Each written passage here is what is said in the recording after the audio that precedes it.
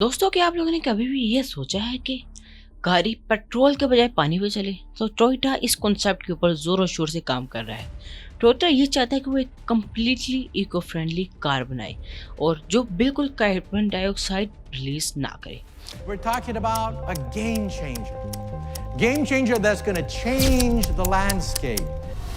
तो Elon Musk कहता है कि उसकी जो कंपनी टेस्ला है वो पूरी दुनिया में सबसे ज़्यादा इलेक्ट्रिक कार्स प्रोड्यूस करती है। तो सबसे पहली इलेक्ट्रिक कार जो वो एलन मस्क ने बनाई थी, वो सबसे पहली जो इलेक्ट्रिक कार थी वो बनाई थी टोयोटा ने, वो भी 1997।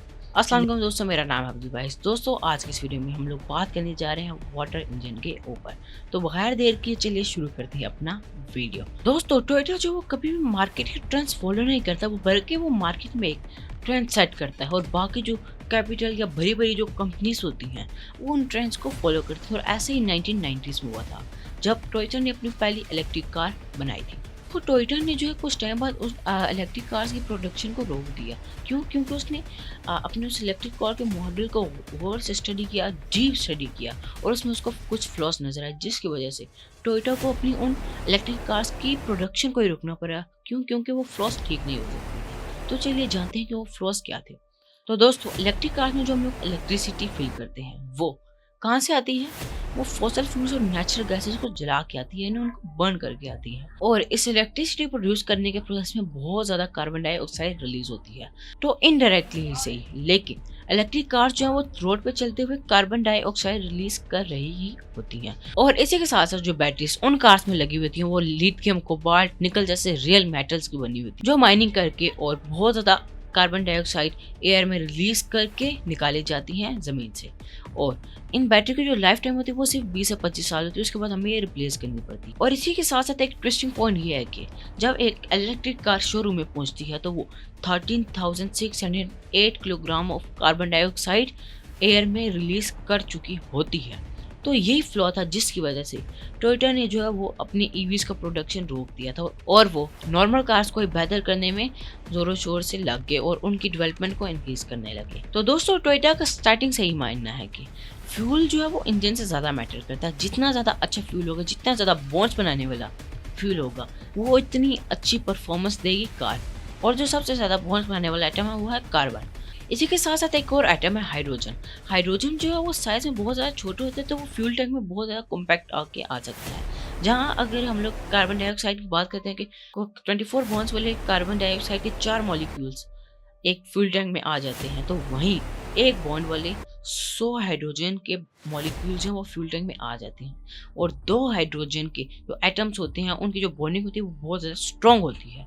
और जब वो लोग उनकी बॉन्ड ब्रेक होती है तो बहुत ज़्यादा एनर्जी रिलीज करते हैं, और वो एनर्जी जो वो पेट्रोल से 3 गुना ज़्यादा होती है। तो हम लोग हाइड्रोजन को क्यों नहीं यूज़ करते लेते फ्यूल्स की जगह? तो हाइड्रोजन जो वो एक बहुत ज़्यादा फ्लेमेबल सब्सटेंस होता है।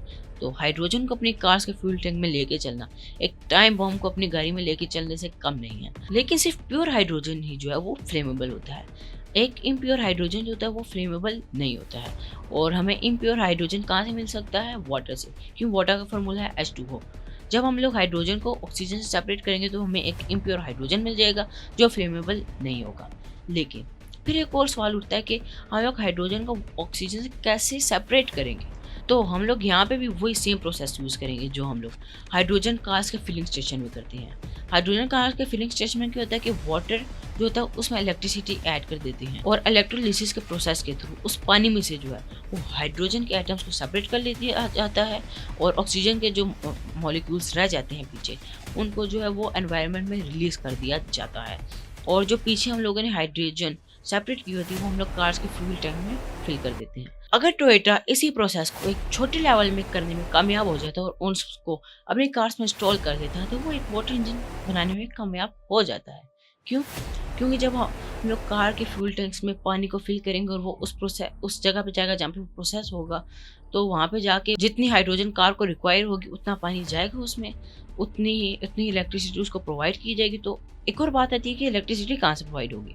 तो टोयोटा के ऑफिशियल्स का ये कहना है कि जितनी इलेक्ट्रिसिटी चाहिए होगी हाइड्रोजन को सेपरेट करने के लिए वो इलेक्ट्रिसिटी हमें कार की बैटरी से मिल जाएगी। तो उसी कार की बैटरी की इलेक्ट्रिसिटी को यूज़ करते हुए हाइड्रोजन को सेपरेट कर लिया जाएगा और जो ऑक्सीजन होगी वो पीछे एग्जॉस्ट से बाहर निकल जाएगी और कार्बन डाइऑक्साइड की जगह ऑक्सीजन निकलेगी पीछे से, और हाइड्रोजन जो है वो इनफ्लेमेबल हो जाएगी और वो आगे जाके इंजन में यूज़ हो जाएगी और हमारी कार जो है वो चलने लग जाएगी। तो अगर टोयोटा ये करने में कामयाब हो जाता है तो हमें बहुत ही जल्द एक वाटर इंजन कार भी अपनी मार्केट में मिल जाएगी।